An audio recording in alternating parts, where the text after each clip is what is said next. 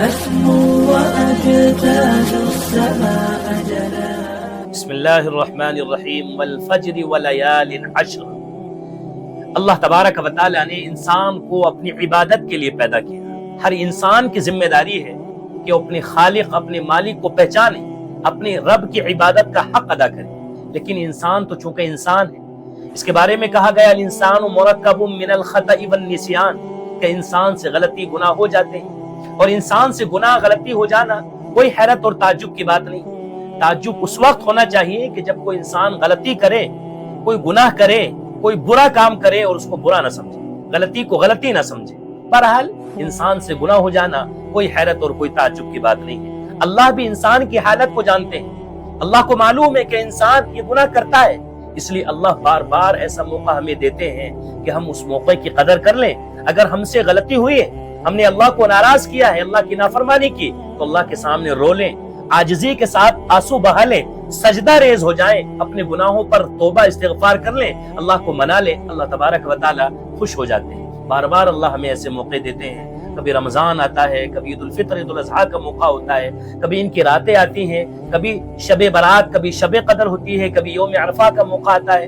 بہرحال اس طرح کے مخصوص ایام آتے رہتے ہیں، مخصوص مواقع جو مغفرت کے موقع ہوتے ہیں. لیکن ہم ایسے محروم ہیں، ایسے بدنصیب یوں کہا جائے کہ ہم ان موقعوں کی قدر نہیں کرتے. اس لیے جو ذی الحجہ کے شروع کے 10 دن ہیں انتہائی اہمیت کے حامل ہیں.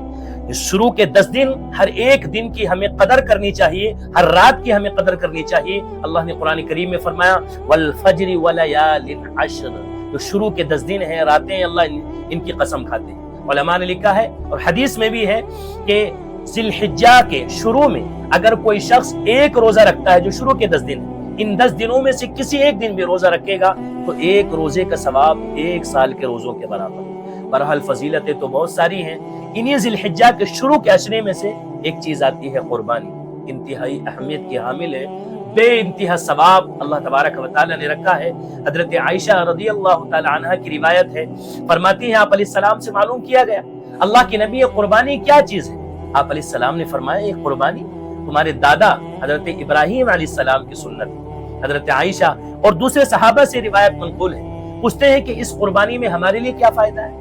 حضرت ابراہیم کی سنت ہے، ہمیں کیا ملتا ہے؟ آپ علیہ السلام نے فرمایا قربانی کے ہر بال کے بدلے ایک نیکی ملتی ہے. یعنی قربانی کے جسم، قربانی کا جو جانور ہے اس کے جسم پر جتنے بال ہیں، ہر ایک بال کے بدلے ایک نیکی اللہ تبارک و تعالی اس کو عطا فرماتے ہیں.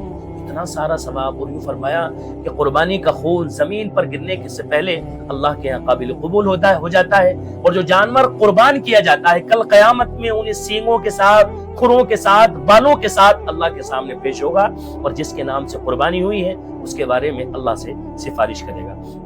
اس لیے جس پر قربانی واجب ہے اس کو اس موقع کی قدر کرنی چاہیے اور اس موقع کو ضائع بالکل نہیں کرنا چاہیے. آپ حضرات کو بتا دیں کہ قربانی واجب ہوتی ہے ہر اس آدمی پر جس کے پاس قربانی کے دنوں میں، جو قربانی کے 3 دن ہیں، 10 ذی الحجہ، 11 ذی الحجہ، 12 ذی الحجہ، یعنی 3 دن عید ہوا کرتی ہے.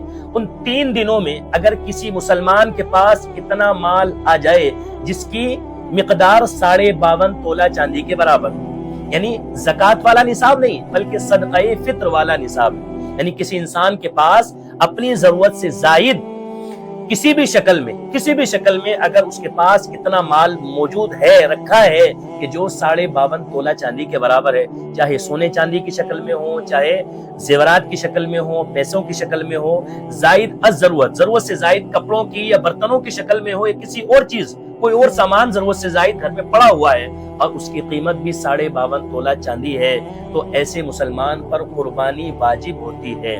قربانی ایسے شخص کو ضرور کرنی چاہیے، وہ عاقل بھی ہے، وہ بالغ بھی ہے، اور قربانی کے دنوں میں اپنے گھر پر مقیم ہے، سفر میں نہیں ہے، اپنے گھر پہ رکا ہوا ہے اور اس کے پاس مال بھی ہے، تو قربانی پھر واجب ہے. اگر کوئی شخص قربانی نہیں کرتا ہے تو وہ بڑا گناہگار ہوتا ہے. اس لیے کہ حدیث پاک میں آتا ہے کہ قربانی کے دنوں میں خون بہانا اللہ کو جتنا پسند ہے، قربانی کے جو 3 دن उन 3 दिनों में सबसे महबूब अमल अल्लाह के नजदीक यही है कि जानवर का खून बहाया जाए, कुर्बानी की जाए।